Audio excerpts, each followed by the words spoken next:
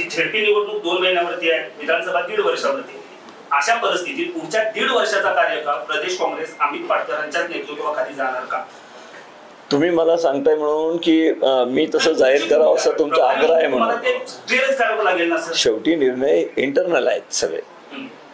जे पक्षाचे निर्णय होत आहे पक्षाकडे आहेत. पक्षाच्या अंतर्गत जे गोष्टी आहेत ते पक्षाची सिस्टीमनी ठरलेली आहेत.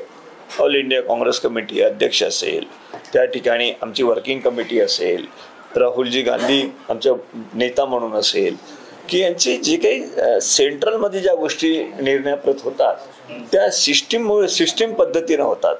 ते काही कोणाला काढायचं कोणाला टाकायचं एवढ्या पुरतं किंवा लोक काय म्हणतायत 2-3 लोक त्याच्यावर आधारित नसतं.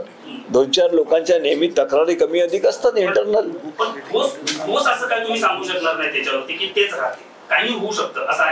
प्रश्न असा आहे की तुम्ही माझ्या तोंडी जे टाकून राहिले काहीतरी सांगावं, हे तुम्ही मला सांगायचे, डायरेक्शन द्यायचे, मी प्रेसला सांगायचं, असं काही आहे का?